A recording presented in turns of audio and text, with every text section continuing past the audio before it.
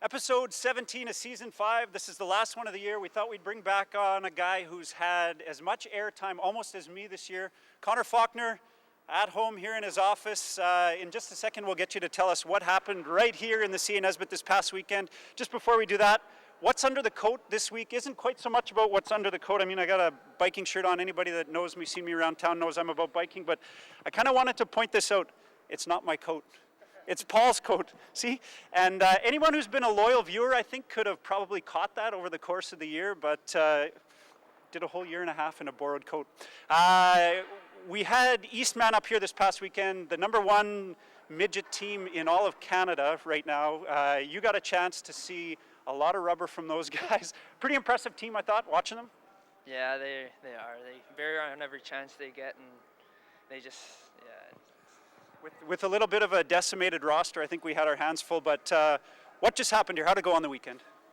So Saturday, it wasn't too pretty. We were down 10-1 with our only goal from Hunter, from Alex and Evan. We were pretty disciplined until the end of the game. That could have been better. I thought the boys battled hard though, and it improved a lot Sunday, where again, it wasn't pretty, but we only lost 8-1 to our only goal going to Alex Murray with his first from Kaza and Richie. We were, again, at times not as disciplined as we wanted to be, but Jeremy, I thought, had a really good game, one of his best of the year, and he stood on his head in there and made some big saves when he had to, and because of that, we had a chance. Well, yeah, absolutely, and I think you're right. It's a testament to the guys, especially to Jeremy, for standing in, and you hate to say only letting in 8 goals, but we knew we had our hands full with that one. This is the end of the rope for you here at the Northstars. It looks like you're heading down to Winnipeg to go to university? Yeah, most likely. The dream would be to play hockey, but reality is probably not going to happen. We'll see where that goes. We'll shoot for one or the other. They're both great options. One last thing, give a little shout out to some of your friends and kids that look up to you. Were down here from Rankin this past weekend for the Munn Cup. Yeah, it was good to be on the bench and see them. They love it, and they're delayed, finally got down here, and it showed how much they really wanted to be here with their dedication. They tried hard, and I know they were pretty proud and excited to have you on the bench and leading them out for the opening ceremonies and stuff like that. So awesome. Best of luck in the future. That's Connor Faulkner. Also coming up on this show, we've got Alex Burton, who ran the hockey program at Artie Parker this year and also done a bunch of coaching around here. Great guy, and a nice chat with him. And 1 minute with another guy who's leaving the team this year, Lance Laycock, Coach James Buchanan too. It's all right here on the Northstars Show.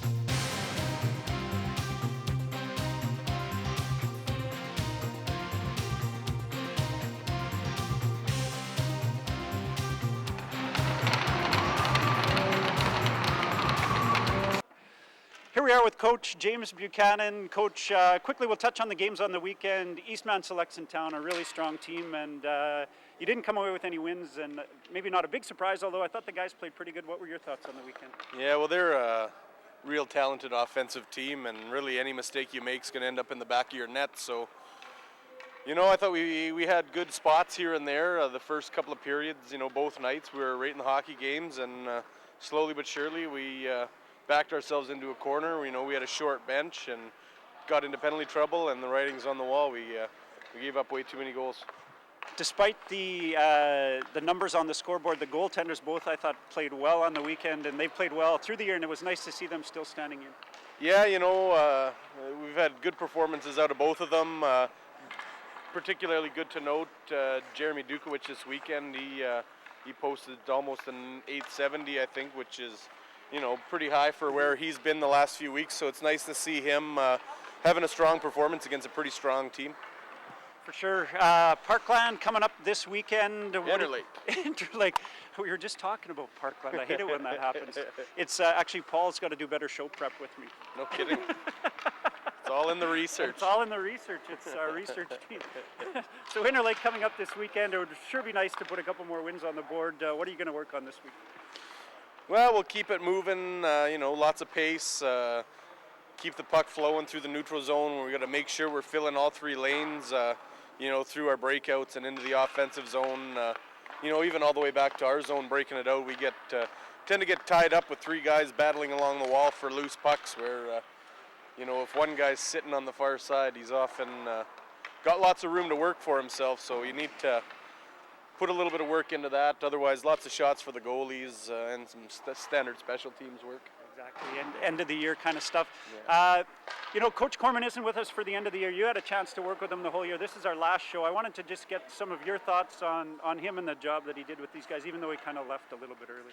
Yeah, well, Doug, he's done a fantastic job, not just this year, but for many, many years for this organization. And the passion and energy that he brings to the rink is...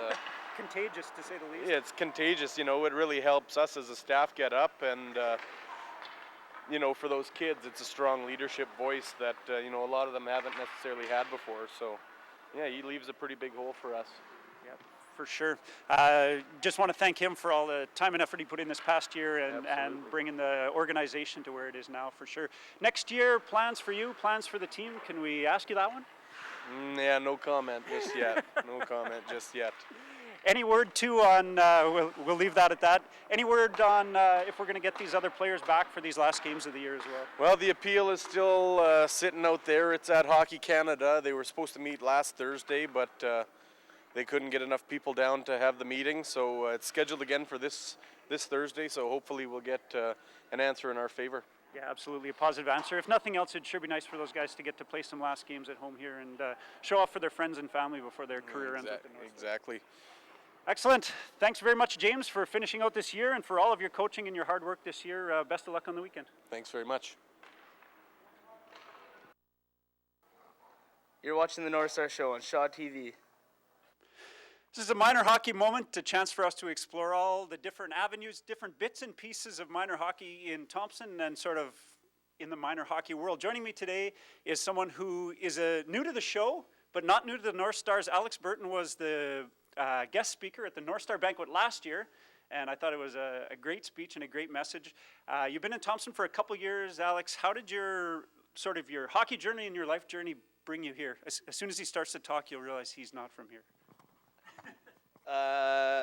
Life journey was a matter of not too many jobs on the East Coast. I'm from Nova Scotia, so apply to every job in Canada basically, and I think in the end it came between York Landing was one place I almost ended up, and then Thompson called, and all I knew about Thompson was that Jody Shelley was born in Thompson and then moved to Yarmouth, Nova Scotia, made the NHL, and we laid clay to him. Nobody even knows he was really born here, but he was.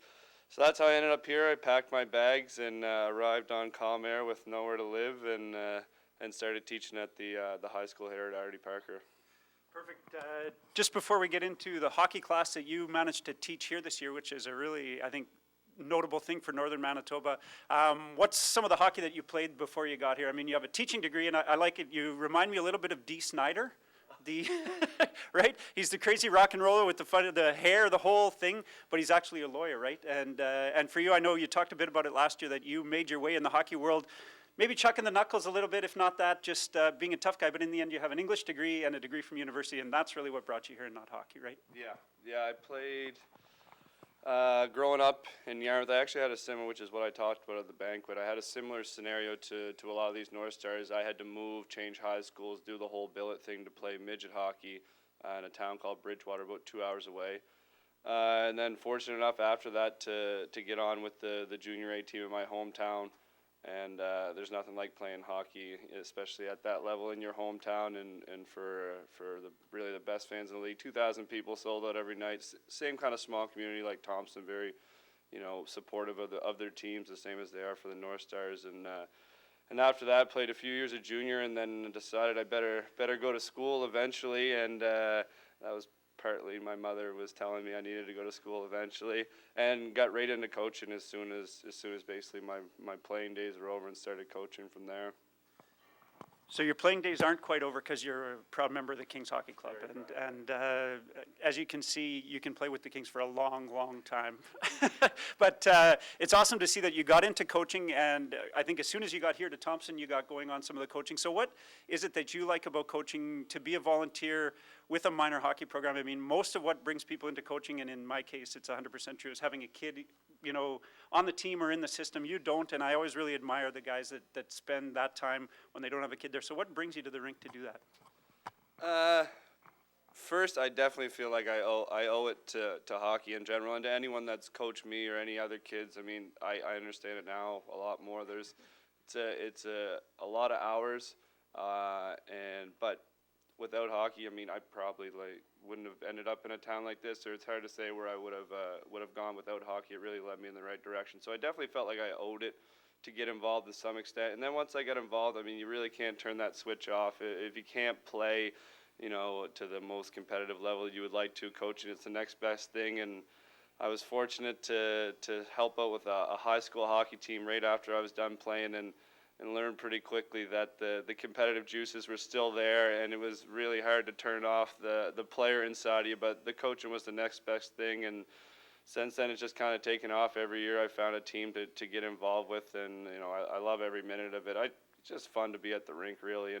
And now with the younger years and the younger ages, it's you know, 7 a.m. to see them at the rink smiling, you know, ready to go. It reminds you know why you got involved in playing, for sure. So. I love that story. You got involved with a pretty successful team last year, whether that was through good luck or probably great coaching. And on a serious note, I know the guys that you coached with last year were pretty impressed with your style and with the coaching that you do with the kids. Not too much, not too little, but kind of getting in their ear when they need it and giving them a pat on the back when they need it, those kind of things. But you guys ended up on a pretty successful team last year that won the Munn Cup and some of those things. What, maybe with that team or one of the other teams that you've been involved with, is one of your memorable moments so far? Last year was definitely a great year, really, especially where I was with a lot of the same kids for 2 years now, going on 3 years in a row. So to have a year where you weren't so successful, and then to come next year and really, you know, win a lot of hockey games. And the Munn Cup, since I've moved here, I've really realized how important it is to the community, and how much the kids love it, and the parents and everyone else. So to be a part of a win there after losing the year before was definitely extra exciting. Besides that, I got fond memories of those first couple moments of coaching as opposed to playing. Like I said, it was tough to not be on the ice, and I'm actually reading Pat Quinn's book, and he said one of his first games coaches, he ended up in a bench brawl himself in the corner with ripping his suit jacket, and you get those kind of feelings where you want to be out there. And I was pretty timid at first. I wasn't really the head coach, and he kind of gave me the nudge, said, you know, don't be shy, offer it. And once he said that, I kind of took off, and first couple times I had something to say, the kids kind of had wide eyes, thinking, you know, he's not the quiet guy in the corner anymore. And after that, I just, you know, that feeling of being able to help and then see some of the things that you put in their ear come on the ice is, you know, it's real beneficial and enjoyable. So that's always the best part for me. That's great. And this year you got a chance to sort of morph that coaching into your job. So in a sense you got paid to coach, I guess, this year. But there's a really novel program, I think, at the high school going on the last couple of years where kids can sign up for an elective in grade 9 to play hockey. And I know my son was part of that. So can you explain that program just a little bit? Yeah, so the elective part is really, you know, that's the key. It is designed for anyone. Like, no gear. Had a lot of donations. People donated some gear. So we have everything that you would need if you just wanted to try hockey as something that you've never been a part of. Same way kids try cooking, something they've probably never done at the high school or whatever it may be. Obviously, we get a lot of kids, too, that are already involved in hockey. And, you know, it becomes the juggling act of trying to get kids involved and enjoy hockey, and then also teach some kids that already have been playing their whole lives a few new things or some things from a different angle that they may not have seen. And, you know, at the end of the day, kids love getting on the ice during school hours. They see it as a free pass, and I love getting on the ice during school hours. I see it as, and then so you got to kind of hone it back in. We are here for a purpose. There is a curriculum developed for this course. There are outcomes that we accomplish together, and a lot of them are on the ice, but then we go in the classroom too, and we talk about the history of the game, which, you know, for a lot of kids, they don't know anyone past Sidney Crosby or Alexander Ovechkin. They've heard of Wayne Gretzky, but they don't know that he's scored, you know, 50 goals in 39 games or anything like that. So that's kind of fun. And then the teamwork and the. Know that they had an uncle who had the Ironman streak for a long time. Exactly, right? They don't know a lot. I mean, the history only goes. They do know a lot, about hockey these days because they love it and they study it. But they don't know a lot about, Bobby Orr besides the name Bobby Orr and things like that. So that was really fun, kind of going down that road together because I don't know a lot of, everything either. And then we talk about, leadership and off-ice training and nutrition and, everything from just, if you want to be a casual hockey player or hockey fan to if you really want to take it seriously and try and go somewhere further with it. So. Yeah, no, I think the class was great, and if you can touch on, like I said, my son was part of the class, and I was really impressed. On our way to the final exam, he showed me the rubric, and some older people, maybe like me, didn't know what a rubric was until a couple of years ago. But basically, it's what you're judged on for the. Yeah, exactly. But it's basically what you're judged on for the course. So there was a rubric and the final exam. Can you talk about that a little bit, just because I thought it was great? Yeah, so we were fortunate to round up enough teachers and devoted husbands of teachers to play against the students, and I really didn't know how it was going to go. We hadn't done it. They're, for the most part, they're 14, 15 years old, big, strong kids, great at hockey, and I was trying to round up anyone I could scrape together to play against them. I didn't know if they were going to kill us, if we were going to kill them. I really didn't know what was going to happen, but I had some guidelines of really, I turned it into a test. This is what I want to look for, and a lot of them were, stuff like being a good team player, accurate shift lanes, don't be hogging the puck, move the puck, pass it, be positive, help each other, be positive on the bench. And I was lucky enough to have Mrs. Krentz and Miss Warren on the bench, kind of with that rubric, overseeing those things and giving me some notes after whether they, were following those things. And then I threw in some more fun things, like attempt one, saucer bass, a couple skill development things that I really wanted to see for the goalies. Controlling the rebounds was something I was always hard on them about. So those things, and it really turned out great. The kids had more fun than we did, and we had a lot of fun. And we had a lot of fun, and they loved it. They wanted to do it again the next day, and they really, honestly, they did great on the test side of things. Their coaches sang their praises about how much fun they were having, how positive they were. They were high-fiving each other after the game and really supportive of each other. So that was definitely the best part. Yeah. In this case, age won out over beauty. I guess we managed to get by the kids, but you wonder how many years in a row that can keep going. When you've got Murray Kissick on your team, it could have gone either way, definitely. He was outscored in the Kissick scoring race, I believe, by his daughter. So we talked about getting a highest scoring Kissick award maybe and handing it out to his daughter. It would have been good. I know I for sure tried to give her more passes than him to try to get her the puck. You're not giving it back. No. Not a chance. Last question. I mean, you're relatively new to Thompson, but you're definitely no stranger to the rink. We've seen you around here a lot, and I get the feeling, tell me if I'm right in this, that hockey, through all the different aspects, from playing with us as men to coaching to the school and stuff, has really been a bit of a doorway to Thompson for you from getting here. Oh, 100%. When I was looking for jobs and I was literally just picking places on a map, on websites, apply here, I kept saying, as long as there's a rink and I can bring my hockey gear, I'll be fine. And whether it, I looked at Nunavut, Manitoba, Alberta, all across Canada. As long as I can find hockey, I know I'll be able to make my place because that's really what I use it for now. And, I've gone from playing junior in the Maritimes, I played senior in Alberta, I've played in a rec league in northern Maine, and I've played here. So just playing gets you, a friend group and a social atmosphere, and then you still stay active, and then to get into the coaching side, that's really how you branch out in the community. You meet, younger youth. You meet, I teach at the high school, but I've managed to meet some younger kids in the elementary level. I met some parents and just really getting involved in the hockey community. So when you walk into the rink, you see a lot of faces from hockey and from getting involved, and that's the main thing for me at this age is just using it as an avenue to get to know people and to get involved and, for me, it's where I feel most at home, so it's the best place to be, for sure.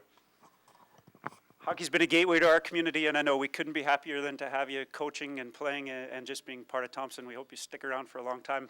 Minor hockey moment, that's Alex Burton. Thank you.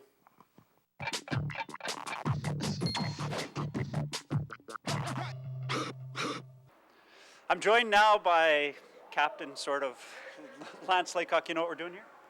1 minute with? Yeah, 1 minute with. We had you on with some of the other guys a couple weeks ago, a couple shows ago, talking about some of your future plans, and what you said you wanted to do was keep playing some hockey, and I think you got a chance to do that last weekend? Yeah, I got a chance to go to Lundar and play with my brother for 2 games while I wasn't able to play here. And it was pretty fun. I got a 1 point on my brother's goal, so it was pretty cool. Nice. I mean, a chance to get to play with your brother, and there's a bunch of other Thompson guys down there too, right? Hep's playing there, and Bryce Horning, am I right? Yeah, and Byron, Taylor Ritchie, Jack Clinton are all there too, and Drake Zimmerman. Do you call that the Northstars old-timer team? What is alumni squad maybe down there? Pretty much, yeah. It was a good group of guys, though. They were really nice. Excellent, and nice for you to get a chance to play when you couldn't play here. And how did you find the pace, the speed of the hockey, the style down there? Does it feel like this? Is it a little bit different? It was pretty similar. It's just the size different was a lot because you're playing against like 21 years old and stuff. A lot bigger than me since I'm pretty little. So yeah, it's pretty scary, but I got used to it quick, I guess.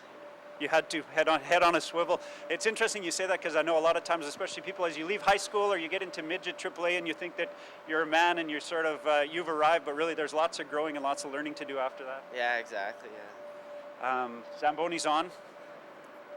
I don't know if you're practicing or not, but you got 1 minute? Yeah, I got 1 minute.